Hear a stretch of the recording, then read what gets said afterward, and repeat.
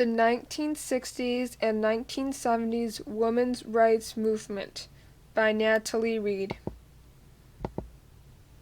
In the 1960s and 1970s, there were lots of movements going on, one of them being the Women's Rights Movement. This movement was for women's equality rights in the workplace and outside the workplace. Protest rallies and sit-ins were all held as women tried to fight for the same rights as men. During World War II, women were working all the jobs that men would leave behind when drafted for war. However, when the men came back from war, most women went back to being housewives. This is what would help lead to the women's rights movement, along with all the discrimination taking place against them.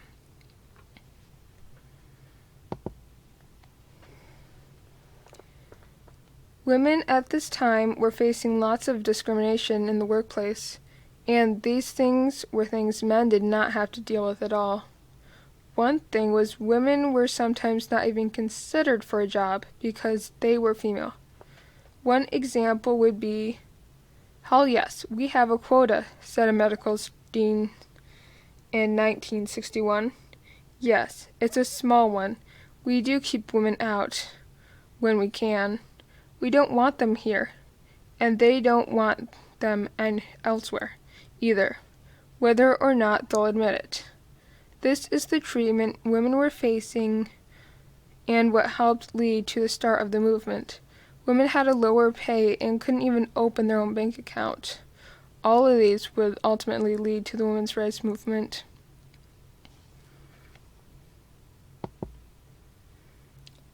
The women's rights movement starts off with protests, rallies, and sit-ins.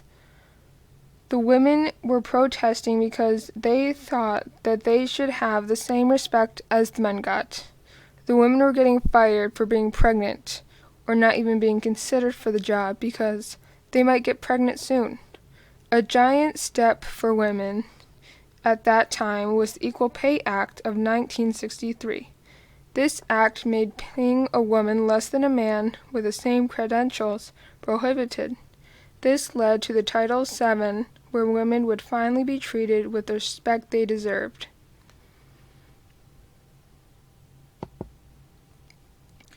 Title VII of the Civil Rights Act of 1964. Title VII made sure that people could not be discriminated in the workplace for their gender, religion, race, or place of origin.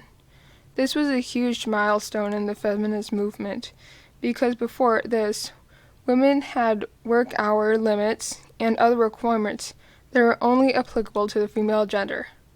With this passing, it meant women could work the same hours, jobs, and would follow the same restrictions in the workplace.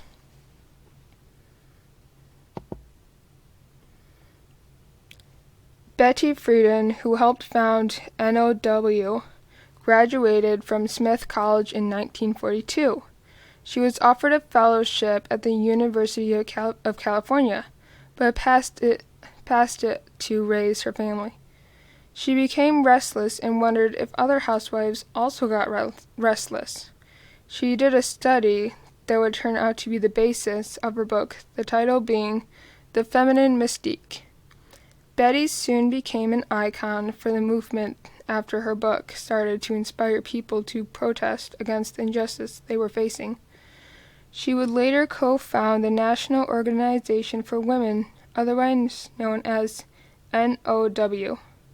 NOW is an organization that helps women protest. This organization did not just protest for women's rights, but for equality for all. This continued through the 60s as change was being made, and through the 70s as the second wave of feminism started to die down. Women's rights were still very limited in the late 60s. However, they were still being one of the targets for discrimination. They were still being treated differently to their male coworkers. They were seen for their looks or body rather than the quality of work or their ingenuity.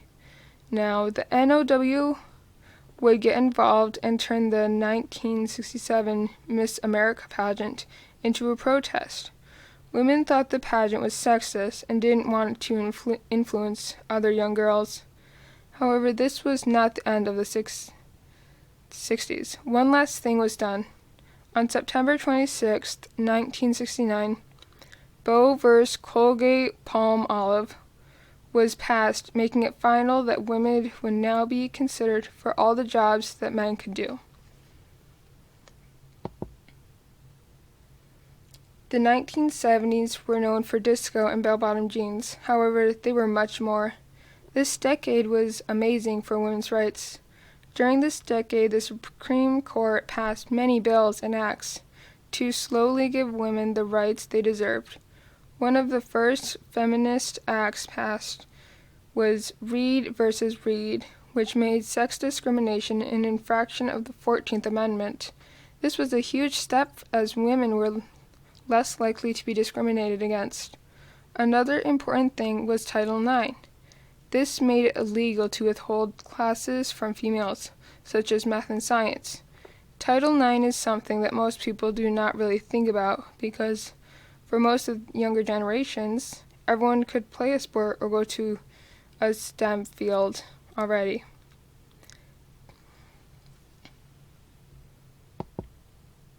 Title IX. Title IX is a clause from the 1972 Federal Education Amendments. This is what is stated in the second paragraph of Title IX.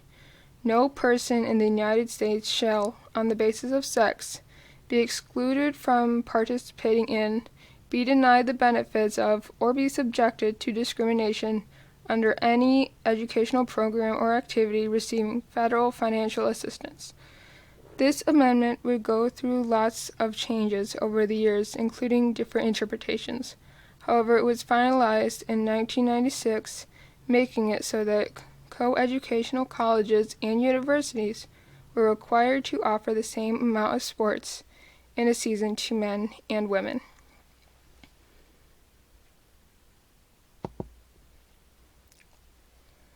The last half of the 1970s was full of leaps and bounds in regards to the growing justice for women. One of the things that pushed for so much change was when members from NOW met with President Jimmy Carter in 1975 and in 1977. A few of these members were Bella Abzug, Coretta Scott King, and Gloria Steinem. The meeting was for the National Commission of the Observance of International Women's Year, which is the year 1975. Another big step taken in the last half of the decade was that President Jimmy Carter created the first National Advisory Committee for Women. This was a huge step because this committee was the first presidential committee to focus on how women were being treated. The outcome. A lot of change happened through these 2 decades. History was made. Women finally got the rights they deserved, such as equal pay, rights to their body, and rights in the workplace. Women were able to do the exact same job as men without having to work harder to get the same results. Women were being able to play sports finally and make the same educational courses as men. Though the fight is not over, as women are still being treated as less in some areas. There are still marches going on to this day to protect and gain more of the rights those women worked so hard to earn. Here are annotations part 1.